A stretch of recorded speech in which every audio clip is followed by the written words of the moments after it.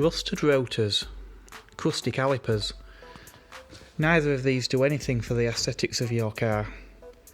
Worse still, braking components are an essential safety element of your vehicle. Clearly, something has to be done. So, in this video, we're going to remove the brake pads, remove the disc brake rotor and replace both. While we're at it, we're also going to remove the caliper and clean it up, rub it all down, and then we're going to repaint it back to OEM spec. Stick around to see how it goes.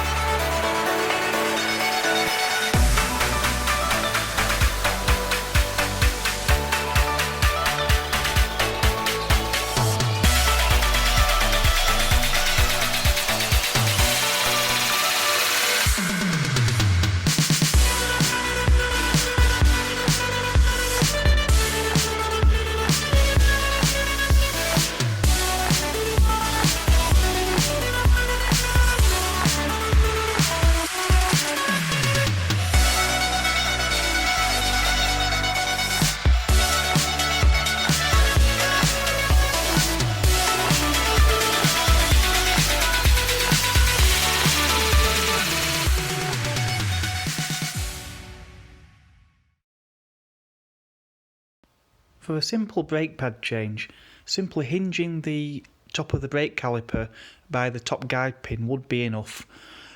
As we're replacing the discs as well, we actually need to remove the whole caliper, hence why we've had to undo the two large bolts that secure it in place. Now, once the caliper has been unbolted, you can see here we're actually using some wire to wrap around the caliper, and I'm going to use that to suspend it from the coil springs on the shock absorber. This is because we don't really want to leave the caliper hanging by the brake hose. Even though I've undone it, I'm not entirely removing it from the vehicle. So the part here I have on the bench, you can see I've actually removed one of the guide pins which was sticking. The guide pin was then thoroughly cleaned and rubbed down to remove any dirt or corrosion, and then re-greased before being reassembled. So what we're doing now here is cleaning off the caliper with some brake cleaner, just to remove any old brake dust or grease or anything, which is imperative prior to repainting the caliper.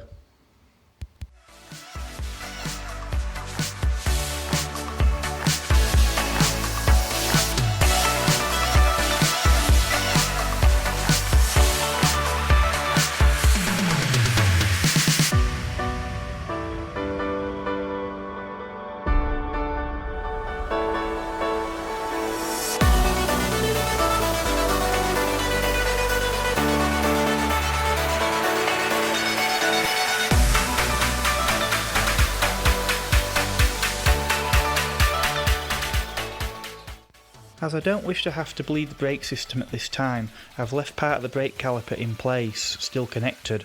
Obviously I've masked off the wheel arch and the brake hose, etc., just to eliminate any overspray where we don't want it. As it's an OEM spec we're going for here, I've simply cleaned the caliper and sprayed it silver. Now, on another vehicle, I did actually go for a more gloss finish, so in that case I actually rubbed down the surface of the caliper to ensure it was smooth first to give that glossy finish.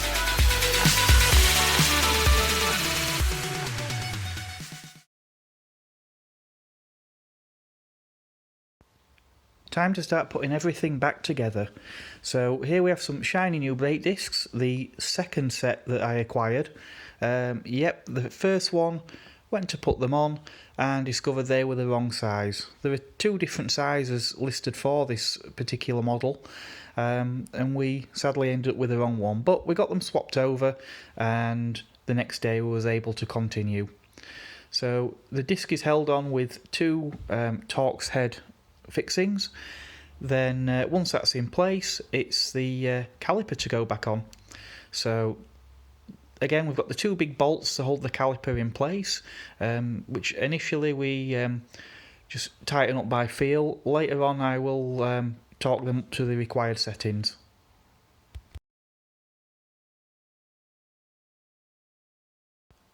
Well, that is looking so much better already. So the next job will be to install the new brake pads. So here I'm just putting a very thin coating, very thin, of copper slip behind the pad. Obviously we don't want that pressing out and contaminating the pads or the brake disc surface. But remember how the old ones, I had to give them a tap with a mallet.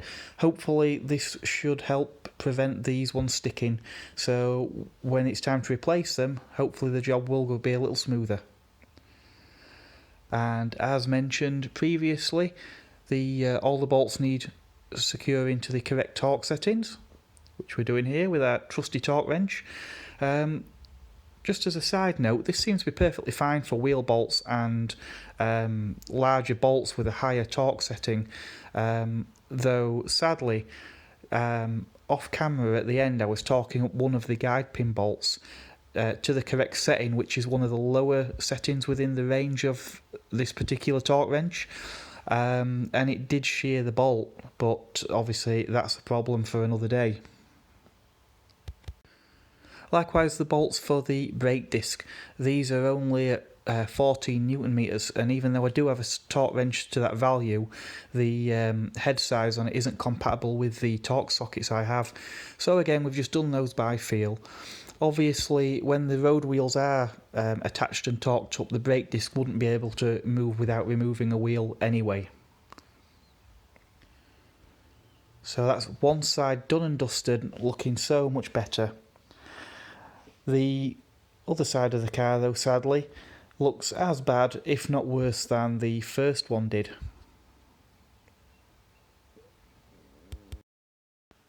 This is just one of the many jobs to do on this vehicle, and at the time of filming, this vehicle is actually due back on the road within a matter of weeks, and there's still so much to do.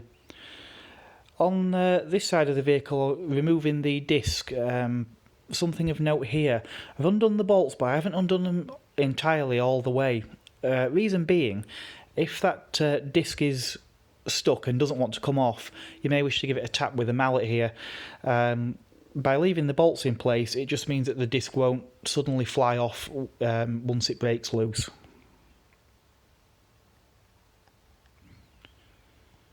I hope you've enjoyed what you've been watching. If so, please do consider subscribing.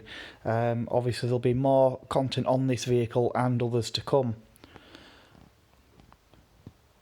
Also, if you have any questions or perhaps any experience you'd like to share on this topic, feel free to drop us a comment below.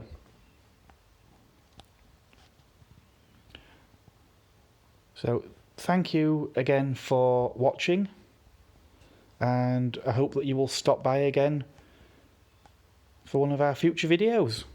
Thank you very much. Goodbye for now.